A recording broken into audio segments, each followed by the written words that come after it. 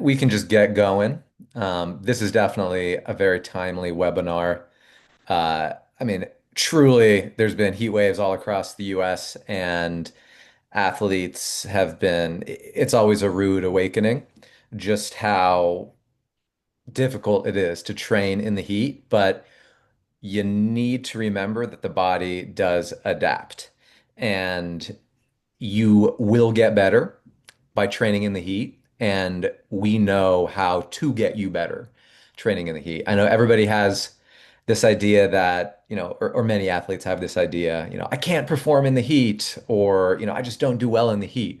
And yeah, I mean, in certain instances, certain people can do better in the heat. Little people can do really, really well in the heat just because they can dissipate heat better, but everybody can acclimatize or acclimate really, really well. Let me share the screen here, and we want to go over exactly how that happens, and what you can do to enhance your performance in the heat.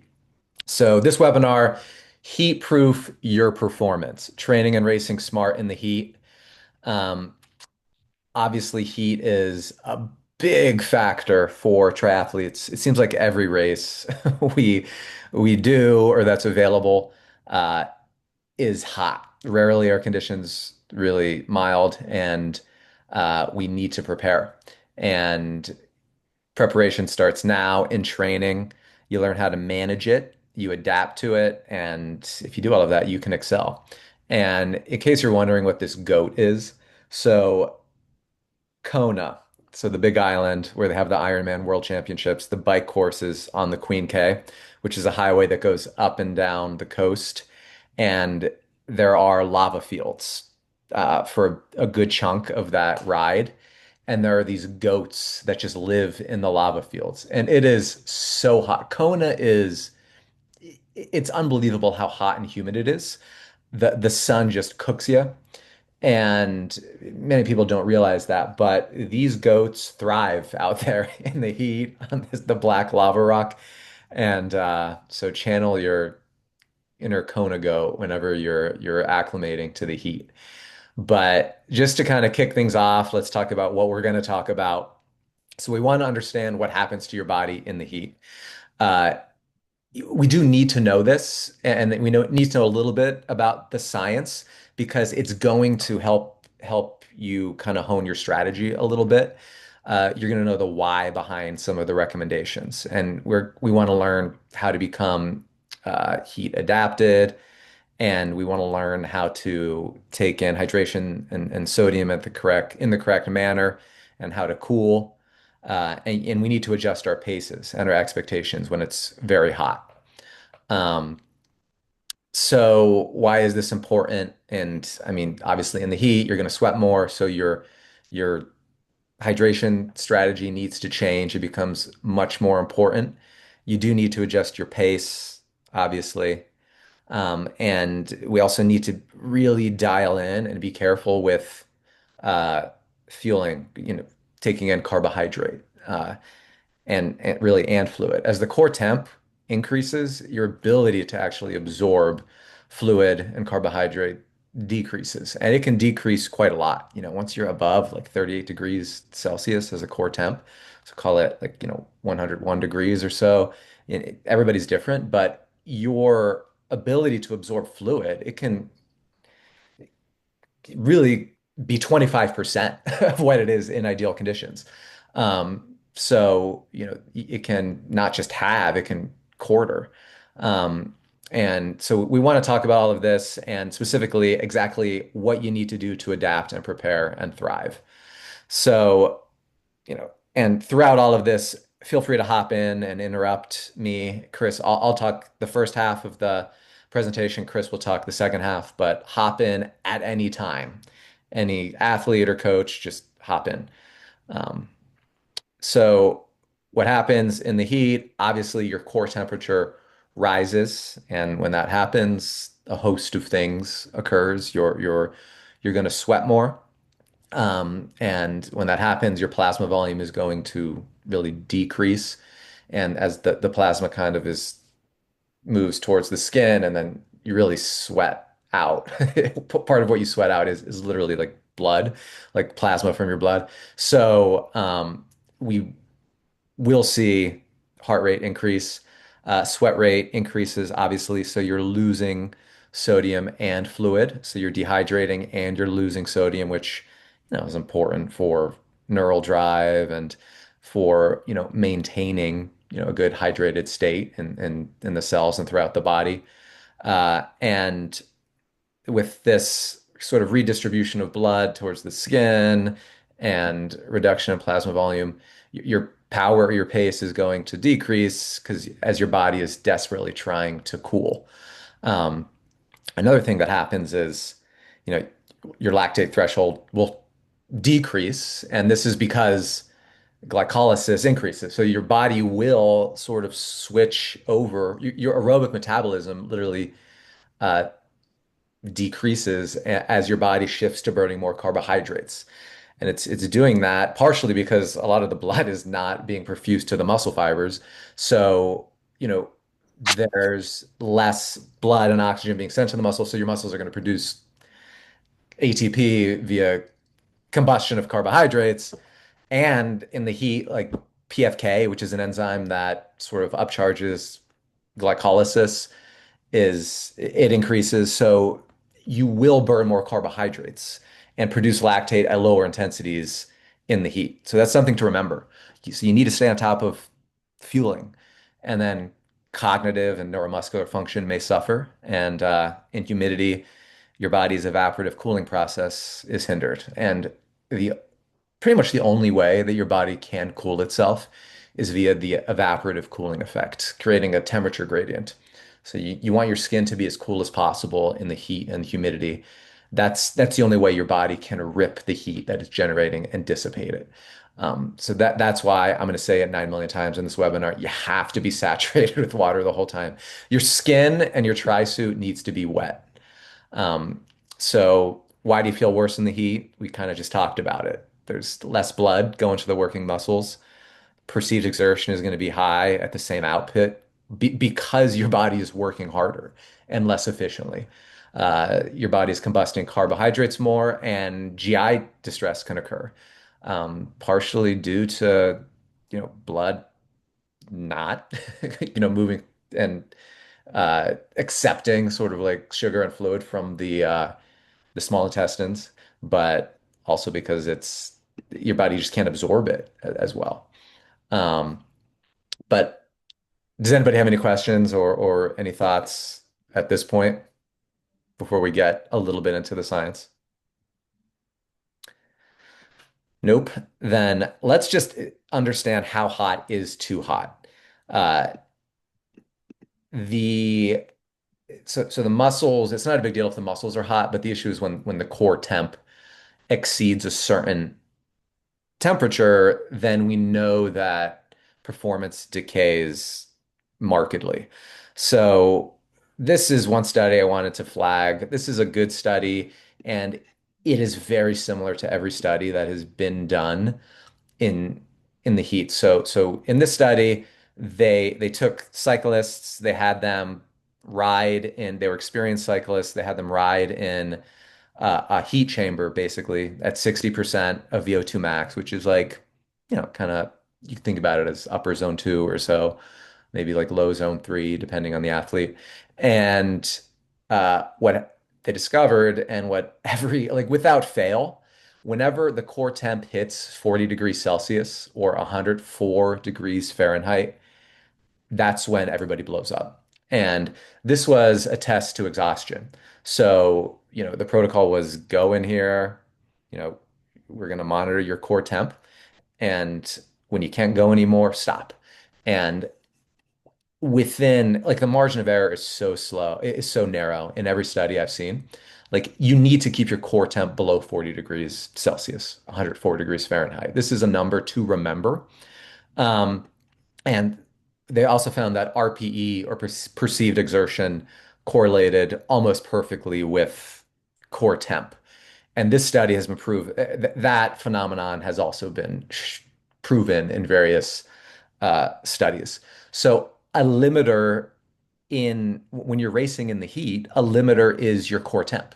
Like that's it. Like forget about fitness, forget about all of that. And this is why certain athletes crumble in the heat and underperform. And it's why other athletes who are wise and hone tactics and focus on cooling, they focus on heat acclimation and then cooling during the race. This is why they can perform much better than, say, the average person in that race. Um, and the other thing is skin temperature. So the skin temperature that this the gradient is also important, and we can talk about that in a little bit. But anyway, 40 degrees Celsius is what we want to remember. So this is all fine and well, but what does our body do to enhance performance uh, in the heat? How does our body adapt? And the way that it adapts is your body, after heat training, your body will produce more plasma volume. So literally the volume of blood pulsating through your cardiovascular system will increase. And it can increase by quite a lot. This results in earlier and more, and your body will sweat earlier and more efficiently just because your body will just do that automatically. It will learn to do it, and you'll have more plasma to sweat out. Um, you'll experience a lower core temperature at a given effort. Heart rate will decrease at various paces. Part of this is due to an increase in plasma volume. The more blood you have, the easier it is for your heart to perfuse that blood to the working muscles. And it doesn't have to beat as much to get that blood throughout the body. And then uh, better thermoregulation will equal better performance. There's also, some evidence and the thinking, you can't really measure this, but that when you train in the heat, your central governor will kind of adapt, meaning that you're just going to be able to go harder before your central governor or your brain tells you to, all right, we gotta reduce the pace and the intensity. We need to cool down. Um, so when you engage in heat training, all of these things happen and it enables you to perform better. Big comment. Yep. I got a question.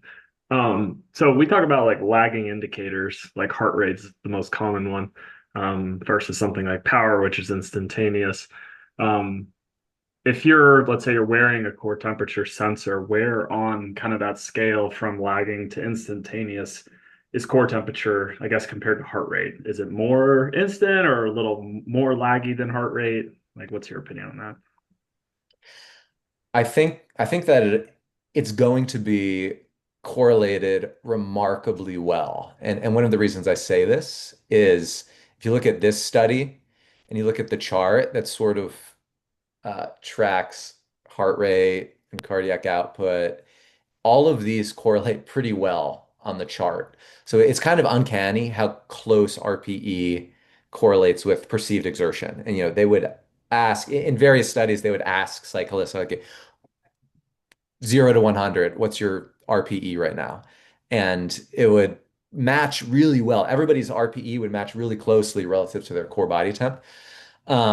So I would say that it matches.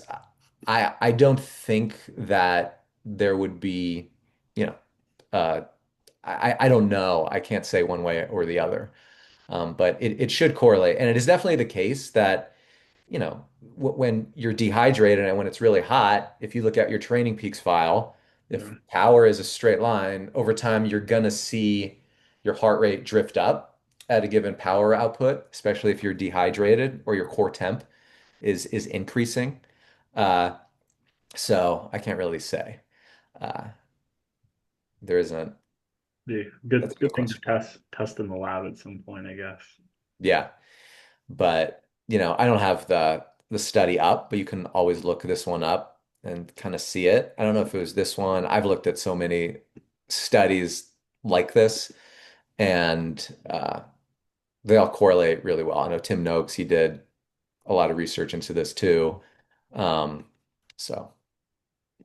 But it's much easier to look at heart rate unless you have a core sensor, of course. But with the core sensor, unless it's like an internal sensor, you want to be careful relying on it too much. Heart rate is going to be more reliable or accurate than, a core sensor on your back. I know that they just came out with like a version 2 of the core sensor that is more accurate than the sort of the first generation. Um, but triangulate and look at both of these. Does the new one still go on the side of your heart rate monitor, like monitoring kind of under your armpit, or is it actually on your back? I don't know. I thought it was on the back. The original was definitely under your armpit. I guess you could put it anywhere, but I think I've seen most people put it under their armpits. Got it. The number two is the same as the number one. It's on your heart rate monitor. Okay. That's good to know. Do you have one, Tom? Yeah, I've been playing with it. I think it works well. I think it gives whether it's I mean, I'm sure it's somewhat accurate, maybe not as accurate as an internal sensor, but it gives you a very good idea of, you know, correlating your heart rate and rate of perceived exertion and that kind of stuff. So I think it's been a helpful tool, especially uh, I did Rockford a couple weeks ago, and it was it definitely came in handy, especially the heat prep I did. Do you know what your core temp increased to at Rockford? I topped out at about 103.1, but it was hanging around like 102.8 or so for most of it. That's good. That's perfect. That's what we would hope to see. So that's why you did well. I mean, you had a good result. So, Yeah, very happy with it. Glad I prepared for that. You never know with these Midwest summers. right?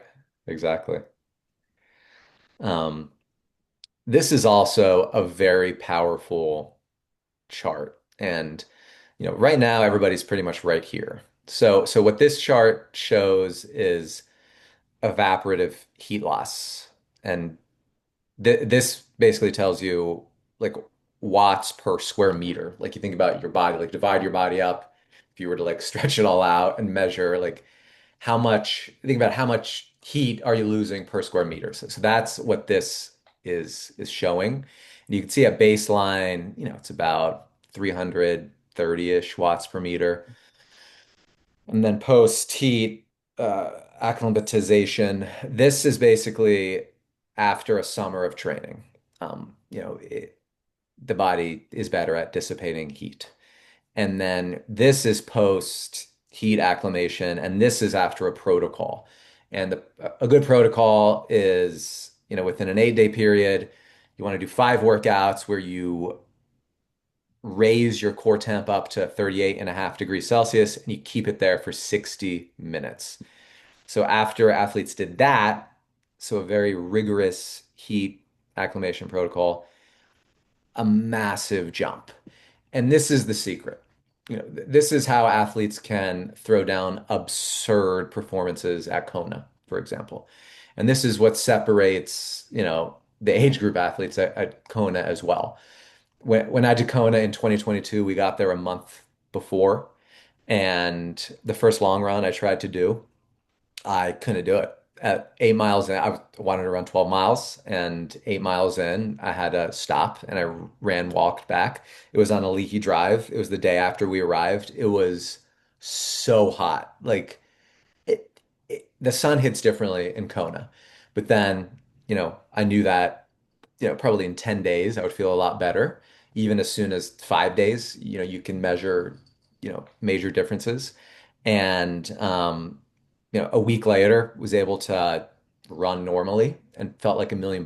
And by the time Kona rolled around, I was definitely up here and was able to beat many, many athletes who in a cooler race would have beat me. So this is a real phenomenon. And I know that I've had a few conversations with athletes who are a little bit, they're worried because they're doing, fall Ironman races that are hot or fall 70.3s that are hot. And, the last couple of weeks have been challenging. And it's because, we're not dissipating heat well yet, but over time we will. And with certain athletes, we want to do this protocol. But the one thing to remember, you need to do it pretty close to the race because you do lose these sort of very robust adaptations over time. It doesn't take necessarily that much to maintain them, but if you're doing a very hot race, you want to time this, within a couple of weeks of the race, sort of doing this protocol. Um, and once you achieve this, your body is going to your body can dissipate heat via the evaporative cooling effect much more efficiently. And this evaporative cooling effect is done through a high skin to core temperature gradient. So you need to get your skin cool. And the only way to do that is for it to get wet. And this is why in Ironman races or 70.3 races, you just need to desperately cool like a maniac the entire time. Every single aid station, you need to be soaking wet. Forget about your shoes sloshing, like it doesn't matter. At Chattanooga this year, if it's hot, like it often is, you need to be soaking wet. At Kona, like you need to the water has to be flying off of you. It's not a nice to have, like it for you to maximize performance, you need to be soaking wet. Um, because you need to keep your core temp below 40 degrees Celsius, and that's done by having a core to skin temperature gradient of at least 2.1 degrees Celsius. We know that even if your core temp is below 40 degrees Celsius, if this is low, then your body can also just sort of like performance will decay, basically. Um, so bottom line, when core temp is 40 degrees Celsius, you're toast. If the skin temperature is above 35 degrees Celsius, that's not good. And we want a core and skin temperature gradient of at least 2.1 degrees Celsius. Otherwise, that's when exhaustion occurs and performance deteriorates. Anybody have any questions on this before Chris takes over?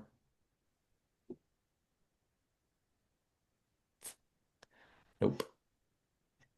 Awesome. All right. So how to train in the heat. And we're going to go off kind of the use it or lose it protocol.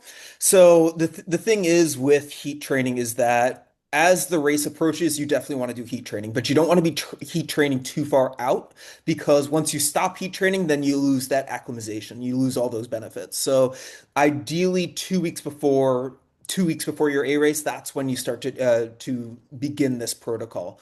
And you want to gradually increase your exposure. The thing with heat training and acclimating to heat is that you don't want to jeopardize your key workouts for the sake of heat training. So you want to start with the easier sessions. So your aerobic rides, your aerobic runs, those are the workouts you want to target for these acclimations. So gradually increasing your exposure. Leave the VO2 workouts if you've got a VO2 workout or 800 meters on the track. Those are the workouts you want to prioritize for fitness, not for the heat acclimation, at least to start. So making sure that you preserve the quality of those workouts, whether it's making sure that you're cool, you've got all the fans blowing so that you're able to nail those key workouts. And then the easier workouts where you don't really care too much about pace, those are the ones that you want to try to get your core body temperature up and acclimate, do later on in the day, overdress, if you're training indoors, those are the easier workouts. Those are the ones you want to do. And then also using a sauna. Some people have asked whether a dry sauna or a steam sauna works best. From what I've heard, and I couldn't find the study that I saw this, but a dry sauna has seems to be work better for heat acclimation. But I think either one, as long as your body temperature rises, will do the trick. And you want that 3 times a week for 20 minutes in the 2 weeks pre-race. So for example, if your sauna is at the pool, do your pool workout, then hop straight into the sauna. Do not drink water while you're in the sauna. To rehydrate until after you get out of the sauna. So go in the sauna for 20 minutes. Don't worry about bringing in water unless you're desperately dehydrated, but wait to fully rehydrate until after that sauna protocol. And then strive for 5 workouts a week in the 8 days prior, raising that core temperature up to 101.3 for an hour. If you don't have a sensor to monitor that 101.3, RPE would be pretty good. I mean, if you're feeling hot, if you're feeling like you're overheating or getting to that point, then most likely you're in that range. And then as hot races, you want to keep this up until you finish the race. This also is a good time in this acclimation period to train your gut and experiment with different fueling and hydration protocols. What I have found in hot races is that you want to drink more, you get more thirsty. In that case, you don't want to put your calories and your electrolytes into the same bottle. If you are trying to gulp down hydration, you don't want your calories to come along with it because if that happens, then you most likely will go through your calories more quickly than you intend, and you're going to flood your gut with calories, which you don't want. So in super hot races, try to separate electrolytes from calories. That way, if you get thirsty, you can fuel just on electrolytes and still pace out your calories appropriately. Um, Also in hotter races, for Ironman, half Ironman, Olympic, you want to go more towards liquid calories because those are going to be easier to absorb than solid calories. So if you're training with Cliff Bars, and it's cool outside, it's a comfortable temperature. In the heat, that may not work. So if you're training for a hot race, look into liquid calories so that those are more easily digested when the weather gets hot. And also make sure that when the weather is hot, train at the intensities you're going to be racing in so you can double check that the calories you're consuming works for not only for that temperature, but also for that effort that you're producing. Um, so those are some of the nutritional recommendations that I have if you know that you've got a hot race on the calendar, is to experiment more with liquid calories than with solid calories. And also with isotonic carbs, because if you have a gel, for example, a goo Roctane gel, which is just pure carbohydrates, that might not be absorbed in the gut as well if you're in a dehydrated state. That might overwhelm the gut with carbohydrates, which we'll talk a little bit about with osmolality. And you're not going to be able to absorb that, and it's going to cause GI distress because you're taking in those carbohydrates in a dehydrated state. Go ahead to the next slide, Conrad. So hydration and sodium strategies. The American College of Sports Medicine recommends drinking enough during exercise to lose no more than 2% of body weight. They did a study looking at marathon runners, and the successful marathon runners lost no more than 5% of their body weight in dehydration. It was almost most of the ones who did well in the marathon still lost a percentage of their body weight, but it was kept under that 5%. So ideally, we want to limit between 2 and 5% of your body weight. Knowing your sweat rate really helps as well because and you can do this with a typical protocol where you don't drink or you monitor how much you drink as far as weight so that you can figure out, all right, in these conditions, I lose 1 liter per hour, or and be able to consume to balance that off. You're not going to completely offset all the sodium and hydration that you lose, but you are able to mitigate a huge chunk of that. So knowing not only how much water or fluids you lose, but also how much sodium you lose as well, so you can mitigate those effects as much as possible. In the heat, you want to aim for between 500 and 1500 milliliters of fluid per hour, and between 500 and 1500 milligrams per liter when it comes to sodium.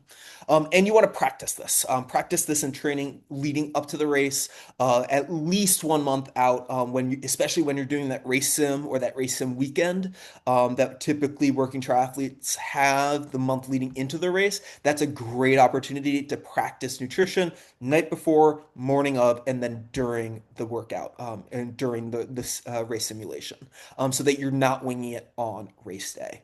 You definitely want to be careful with osmolality. And what I mean by osmolality is how much you're able to absorb, and based off of the ratio of how much you have in your system. So if you get a sweat test, for example, the pH sweat test, your report will tell you how much sodium in milligrams you lose per liter of fluid. So for me, when I did the pH test, that was about 1,500 milligrams for every 1 liter of fluid lost. That means that my concentration for my water bottles, regardless of whether I'm have consuming 500 milliliters or 1 liter, should have the same ratio of salt as that 1,500 milligrams to 1 liter of water. So if you are scaling down how much what you're carrying with you for on the run, for example, because you're not going to be carrying a 1 liter bottle, you want to scale that sodium down as well. So if you have a 500 milliliter handheld water bottle, you don't want to cram 1,500 milliliters of 1,500 milligrams of sodium into that 500 milliliter bottle. You want to keep that ratio the same because that's what your gut's going to best absorb. Um, and as I mentioned before, splitting carbohydrates and hydration so you can keep those and monitor hydration and calories separately. Go ahead into the next slide. So pre and inter race. So before the race, use cold drinks or ice slushies. So freeze a water bottle overnight. When you get up race morning, you want to be sipping on that water bottle, that cold water throughout the morning. If you don't finish it, that's okay, but you want to be sipping on that sodium concentrated water, or that excuse me, that electrolyte water throughout the morning. Um, Keep your body as cool as possible leading into the race or to the event. That's why you see Olympiads with these cooling vests. That's what cooling vests. That's why you see people in the Tour de France. They've got these cooling vests on to keep their core temperature as cool as possible before they even start the event. And then also preload with sodium. The guys at PH typically recommend that you have whatever your concentration is, you should be sipping on that the day before. Also ingesting salty sacks so that you're retaining more water the day before and the morning of, and you kind of, as Conrad likes to say, you arrive on the start line a little puffy when it comes to being hydrated. And then during the race, pour water over your head and neck relentlessly. That's both on the bike and on the run.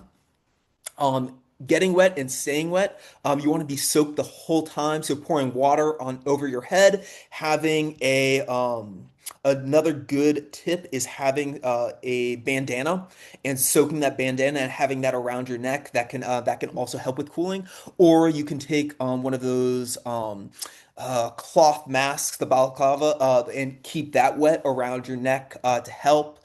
Ideally, the spots you want to target when you're cooling are your necks, your armpits, and your groin area because those are the ones that heat up a lot. So keeping those cool will help with that process. Ice in the cap or jersey. I prefer putting ice in the jersey because that I feel, and this is just personal experience, having ice in the jersey, especially around the neck, you feel cooler than trying to put it on your head and putting it in your cap, putting your cap on.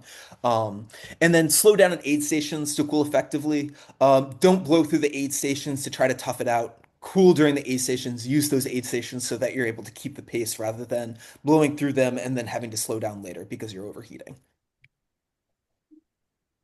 And then how to pace in the heat. This is where, if you know you're in a hot race, you definitely have to change your goals and your pacing process. If it's a very hot race, you're most likely not going to PR. And accepting that and realizing, all right, I'm going to do the best I can do and change my plan so that I'm actually able to race well rather than trying to race as you would in the best conditions. Change your goals, change your pacing protocol so that you're able to race in the race that you have. So don't chase watts or pace early. Keep those under control.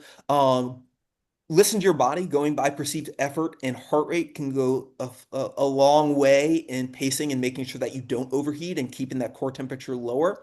And build into the race. So when you're coming off the bike, start gradually and then starting to build into your pace on the run. So modify your pace. So over 5 seconds per mile early on, and work on that to keep your body cool at those aid stations. And slowing down at aid stations is okay to cool down.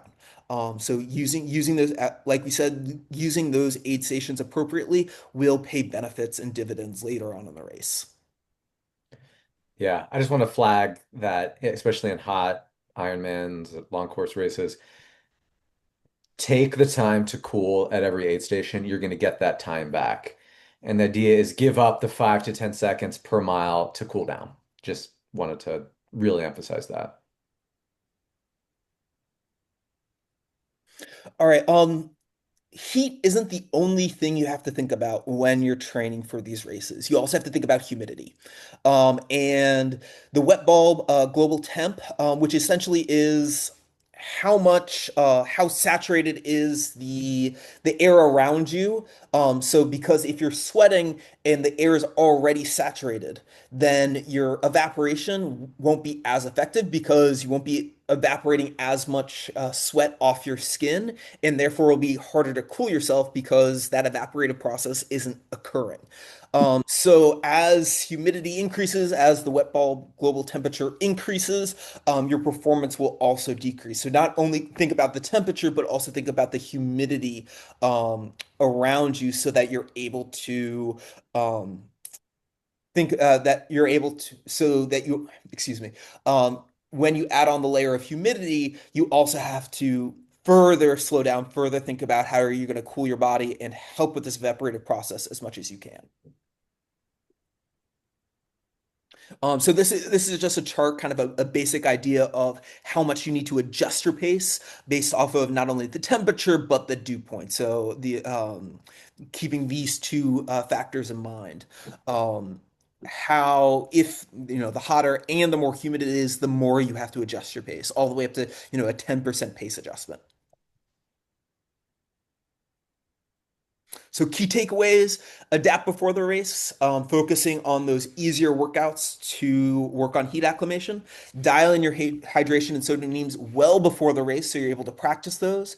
Use cooling strategies before and during, so dumping water on your head. A lot of people have been using Omnius bands. I loved my Omnius band. It worked great in the heat as well as in the humidity. The way those waffle iron headbands work is that it absorbs the sweat and then dissipates the sweat more, so it helps with that evaporative process. It only works up to a point, so it's not going to be like walking. It's not like an air conditioning system set up, but it does help a little bit. Um, I found that it worked, but experiment with it. It won't be a cure-all, panacea, but it will. I found that it does help. Adjusting pacing and expectations and goals, so kind of putting your ego on the shelf and making sure that you're pacing appropriately so you don't overheat, and then obviously preparing as much as you can going in. Sample heat training protocol. So post-workout heat exposure is complete 6 saunas or hot water immersion session. Hot water, if you don't have access to a sauna, hot water can work, but you have to be in there for a longer period of time, and the water does have to be hot to be able to raise your core temperature. The purpose of that is that you want to get your core body temperature up, and hot water will work, but you'll have to be in there for longer to be able to get that effect. 20 to 30 minutes each day immediately after a workout, spread over the 10 to 14 days leading into the race. And ideal sauna temps, and this is typically what like the YMCA sauna is set to, is that 160 to 180 temperature to be able to have the best adaptations. And then core temperature workouts, so 5 key sessions in the 8 days. So starting with those easier ones, and then as the race approaches, doing it in a kind of race pace or race wattage conditions. Um, to be able to get your core temperatures up to that 101.3 for approximately 60 minutes. So options for this, overdressing, indoor sessions, midday heat, etc. And then practice fueling hydration, so simulate race nutrition in the heat, track fluid loss and sodium needs, so whether it's through a doing your sweat test and figure out how much sweat you're losing in similar conditions to the race. That's important because obviously you're going to be losing more fluids in a hotter race than you are in a cooler race, so making sure you know your sweat loss for those race conditions, and then also your sodium needs. And then adjusting based on sweat rate and GI tolerance. So if you know that your GI tract can handle solid foods up until this point, knowing that before your race. And learning to actively cool, so practicing those cooling methods, ice over the head, ice in the jersey, cold drinks, a lot of people, as far as like bringing a towel so you can wipe down your face, that works up to a point. It's not going to help necessarily with the evaporative cooling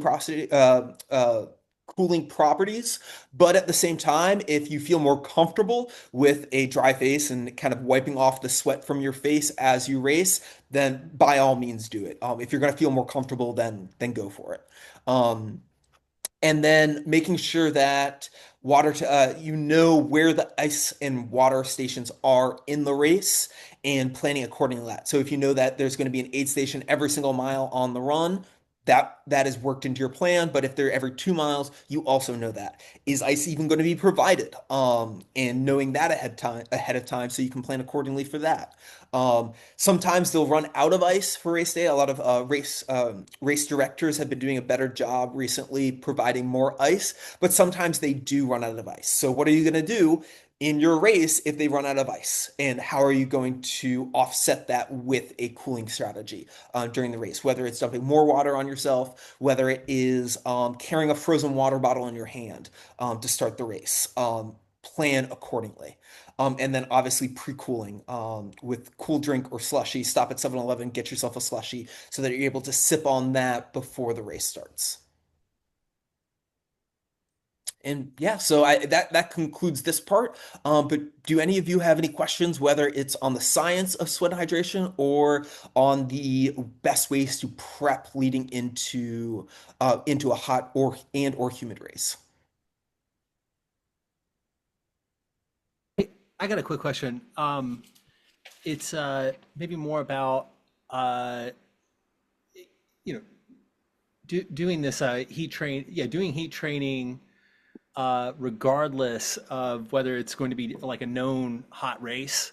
Because I'm going to be doing Lake Placid, and it's really cool out there right now. But is it good to just go ahead and do it just in case there's like a heat wave?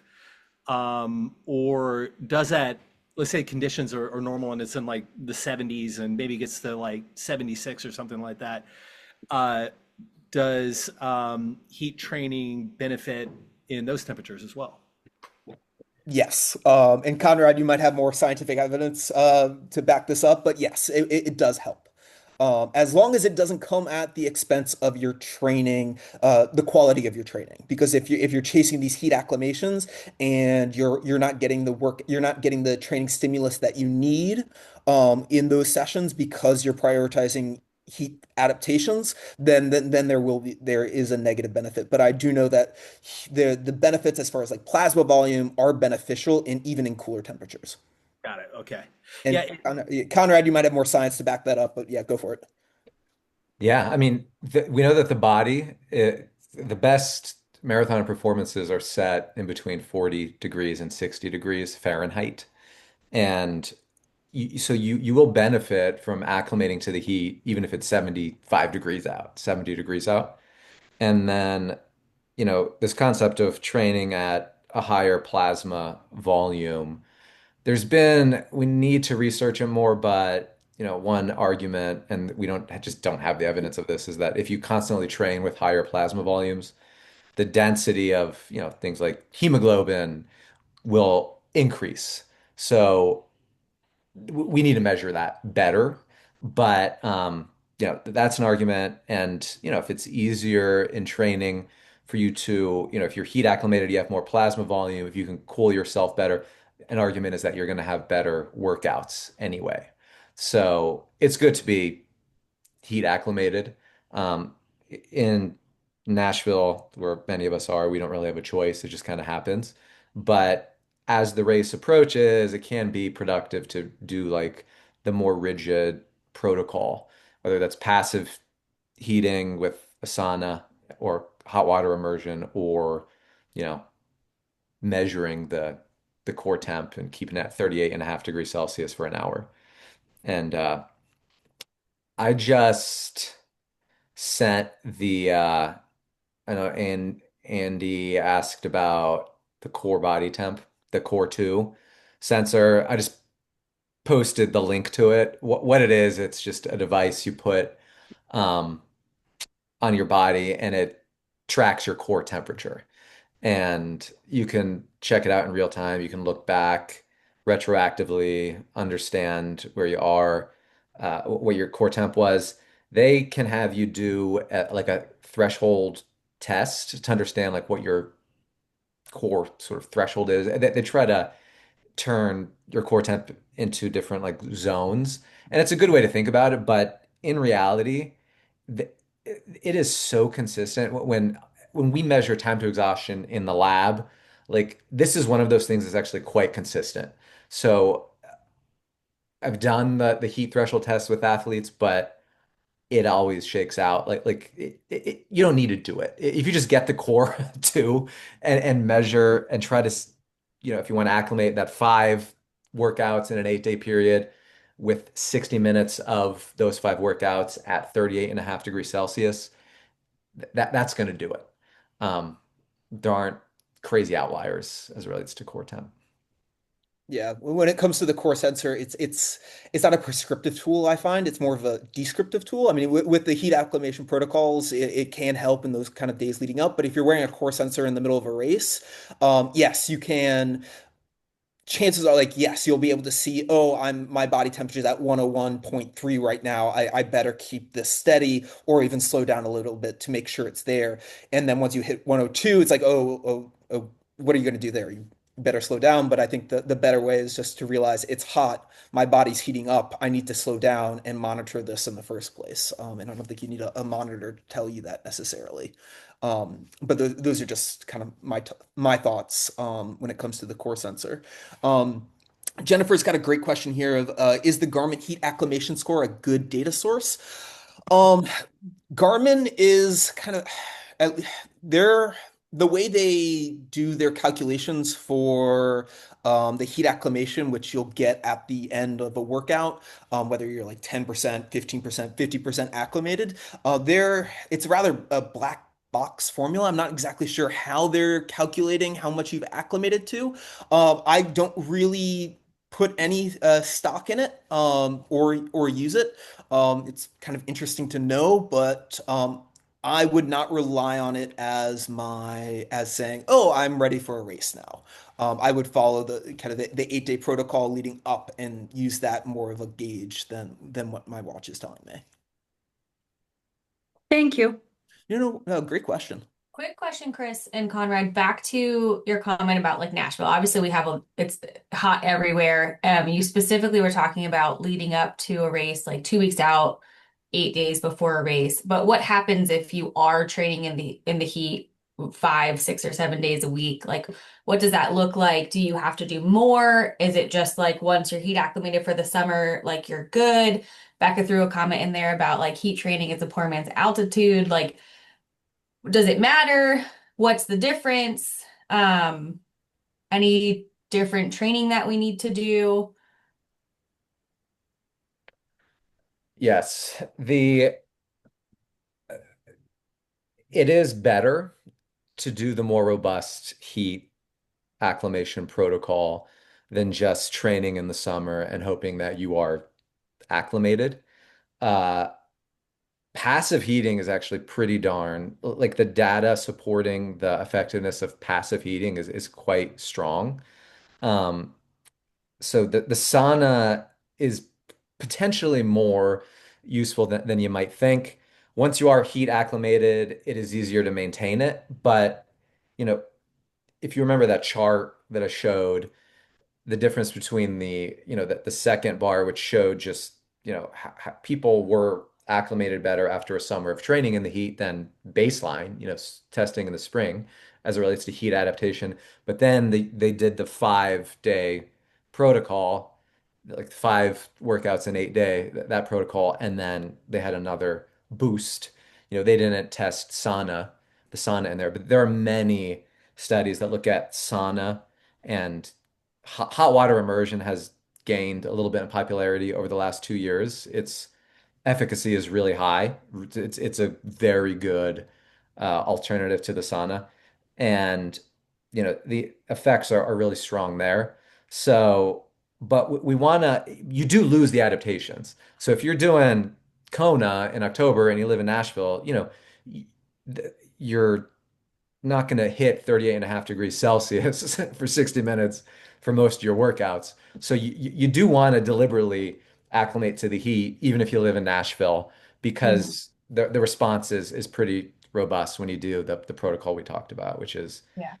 6 sauna sessions in a couple of weeks where you go into the sauna for 20 minutes right after a workout and you just sit in it. And then, 60 minutes at 38.5 degrees Celsius concept. Okay. But But there's no harm. Like you're not going to lose because you said like you lose heat adaptation if you start that too early.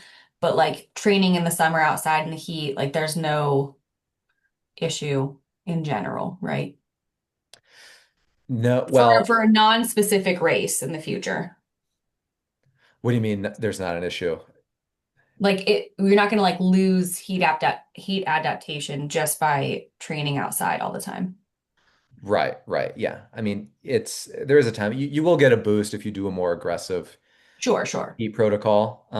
But it's good. And we do know that I know of one study where they did the sauna regimen, and then they go hard for 2 weeks, and then after that the heat adaptation stuck, and they only had to go into the sauna once a week, and it sort of it kept up. I don't recall exactly, if the benefits deteriorated, how quickly they deteriorated if you went to the sauna once a week after that, but um, it is there's no reason not to try to get acclimated right now if you live in a hot climate because you're going to be able to have better workouts in the heat.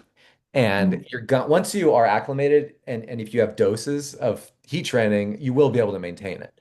Like to answer maybe the question more directly. Um, and the time frame, you can actually adapt to the heat quite quickly. I mean, you can get like 80 to 90% of the way there in 5 days, like 5 exposures, and then uh, all the studies, 2 weeks, you're pretty much maxed out if you do the protocol, you know, well. Um, so And then I just want to make sure we touch on one last thing, and then I'll let everybody else have questions. But it is really hot everywhere, so I want to make sure everybody is also just not going to like go out and try and train in the middle of the day, and make sure everybody's watching out for like peaks of heat and like heat stroke is real. I was talking to a friend this week who is a doctor, and he was saying like people don't realize the long-term effects of heat stroke are like you can't push yourself for the next year and a half if it's a severe case of it. So do all of this with caution, right? And yeah, with a deliberate aim and knowing your body's limits. that is such a good point. I know that, you know, every year around, in a couple of months when football practices start, for example, you always hear uh, an occurrence of an athlete passing away because they weren't heat acclimated, they have two-a-days, they weren't hydrating well, they had issues. Also, if you're on certain medications, like if you're on a stimulant, I think the last one I read about was a football player. He was on Adderall, and your core temp can go be higher in the heat, especially if you're not acclimated, if you're on a stimulant like that. And that, one of the contributing factors was, the Adderall itself. So definitely be careful. Like we don't want athletes just going out and cooking. No. We want to be smart about it. And if you get a core sensor, you can, track that. It's certainly better than nothing. The most accurate way is to get a thermometer and like in the lab when they're doing this, they're looking at, like the anal temperature, but that's not feasible. So but be careful for sure. That's a great point. And this is also your core temperature and your hydration are kind of two separate things that you want to consider. We want your core temperature up, but we don't want you to be dehydrated at the same Mhm. time. So like you Yep. in these workouts where you're trying to get your core temperature up, that doesn't mean you shouldn't hydrate. In fact, you should still be hydrating. And continuing that hydration as, even while you're doing these workouts leading up to your race is making sure that you stay hydrated. Um in those hot conditions. Emma's got a great question about kind of the sweat rate test and knowing how much fluid you're losing before and after your workout. So there's two tests you can do. One is to figure out like how much water weight you're losing in sweat during your workout. And for that, the protocol I like to do is if you've got a morning aerobic ride, just be able to get kind of a baseline estimate of how much you sweat is to do first thing in the morning. You hop on the bike, so you're hopping on the bike, having not really weighing yourself before you hop on the bike to get a baseline measurement, and then cycling for 30 minutes to an hour, not drinking anything and not having fans for a cooling process, getting off the bike and weighing yourself again to figure out, all right, I lost, let's say, 1 liter in this 1 hour workout. And that kind of sets the baseline of our, if I'm losing 1 liter in these conditions, then I need to try to aim to replace as much as that of that liter I can per hour. Um, that's kind of one test you can do. The second test is figuring out how much sodium you're losing in that sweat. And for that, you actually need a sensor like, or an actual test like the pH test, which, stimulates a little bit of your skin, essentially forcing your skin to sweat. And then it measures how much sodium you're losing and then extrapolates that out to, all right, you're going to be losing approximately this amount per liter of sweat. So if I know that I'm losing 1 liter of sweat per hour, as well as 1500 milligrams of sodium per hour. Those are the two numbers I need to try to aim for in replacing and replenishing my body during workouts. So making sure the concentration of electrolytes that I'm concocting for my workouts are 1 liter per hour and 1500 milligrams of sodium for every liter that I lose. And scaling that ratio depending, if you only lose 750 milliliters per hour, scaling that down so you're not putting 1500 milligrams in that 750 milliliter bottle. Um, I hope I explained that. Yeah, you did. Thank you. Awesome. And the whole point of measuring sweat rate is, again, we want to minimize losses, ideally to no more than 2% of your body weight, but sometimes that's impractical. What we really know is that you don't want to lose more than 5% of your body weight. Um, and one other point there, there is a little bit of a cushion on race day because ideally you're towing the line puffy.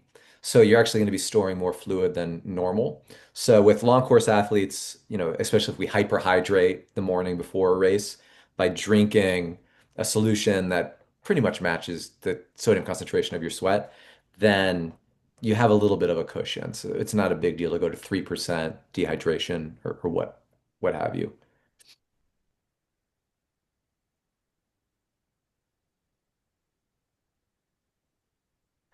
What else? Anybody have any thoughts or stories or questions?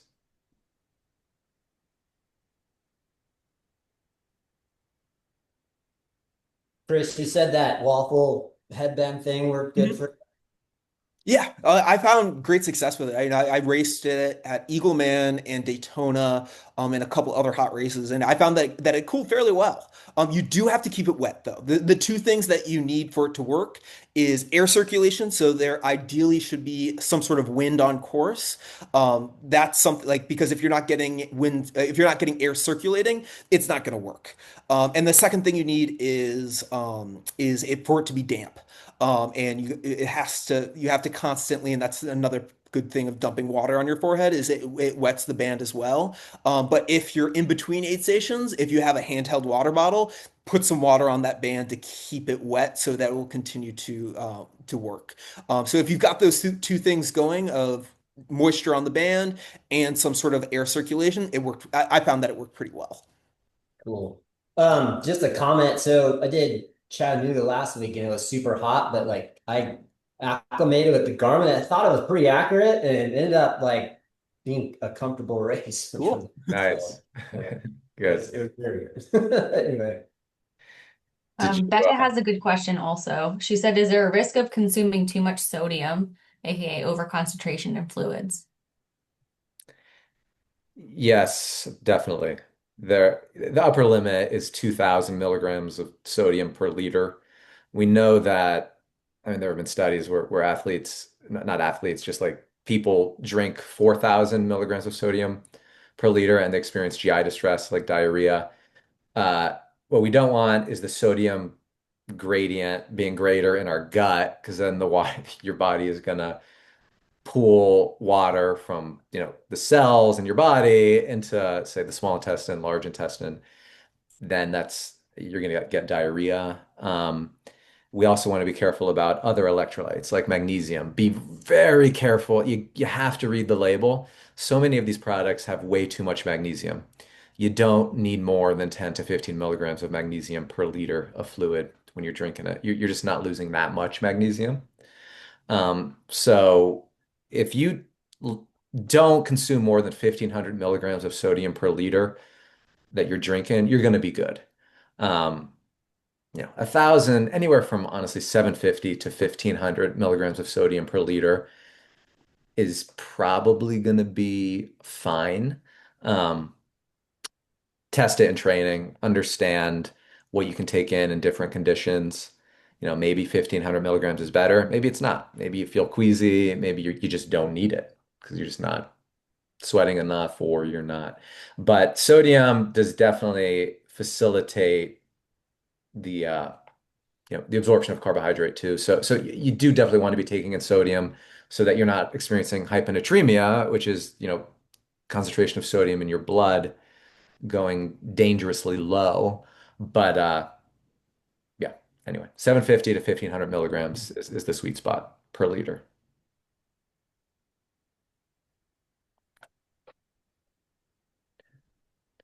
What else? Any other questions about training or racing in hot conditions?